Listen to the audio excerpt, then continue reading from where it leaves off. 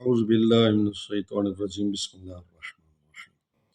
آج جو ہے نماز کے جن اذکار کا ہم ذکر کریں گے اور ان کا ترجمہ ہو کہ ہم رکوع میں کیا پڑھتے ہیں اور سجود میں کیا پڑھتے ہیں۔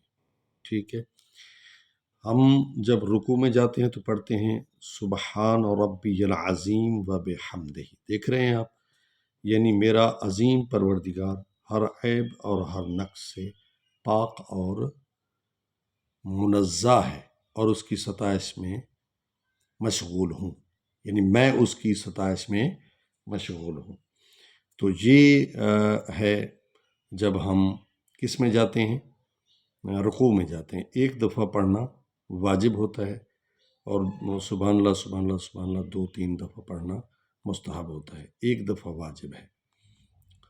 تو دوسرا، جب ہم سجدے میں جاتے ہیں تو کیا پڑھتے ہیں؟ سبحان ربی الاعلی و بحمدہ، سبحان ربی الاعلی و بحمدہ، یعنی میرا پروردگار جو سب سے بالا تر ہے، اعلیٰ کی معنی بالا تر ہے، ہر عیب اور نقص سے پاک اور منزہ ہے، میں اس کی ستائش یعنی تعریف میں مشغول ہوں۔ تو یہ دو جو ہے ہو چکے ہیں تاکہ ویڈیو لمبی نہ ہو جائے۔ انشاءاللہ ان کو تیار کریں، کل جو ہے اگلے دو کا ترجمہ بیان کریں۔ والسلام علیکم ورحمۃ اللہ۔